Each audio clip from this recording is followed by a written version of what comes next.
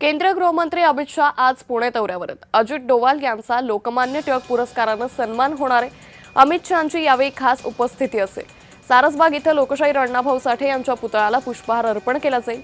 तर काल रात्री उशिरा अमित शाह यांचा पुण्यातील रिट्स कार्टन या हॉटेलमध्ये मुक्काम होता।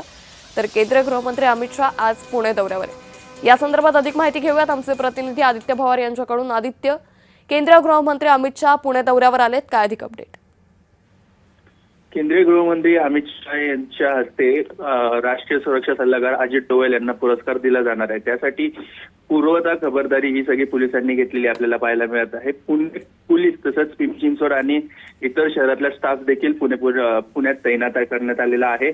पूर्वनियोजित कार्यक्रम कुठला अण्णाभाऊ साठेचा नव्हता, पण कार्यकर्त्याच्या विनंतीला मान देऊन अमित शाह तिथे जाऊन पुष्पहार अर्पण करणार आहे आणि तिथनं पुढे त्या कार्यक्रमाला मार्गस्थ होणार आहे। त्यासाठी जर पाहिलं गेलं तर पूर्णतः पोलिसांनी सुरक्षेची काळजी घेतलेली आहे। त्यासोबतच पालिका प्रशासन असतील, तिकडली जी व्यवस्था असेल त्यांनी पूर्णतः सज्ज केलेले आहे। केंद्रीय जी व्यवस्था आहे, केंद्रीय सुरक्षाची यंत्रणा आहे ती देखील कालपासून निश्चित आदित्य, त्यामुळे एकंदरीतच अमित शहांच्या दौऱ्याकडे सगळ्यांचंच लक्ष लागलंय। तुर्तास धन्यवाद आपण दिलेल्या सविस्तर माहितीसाठी।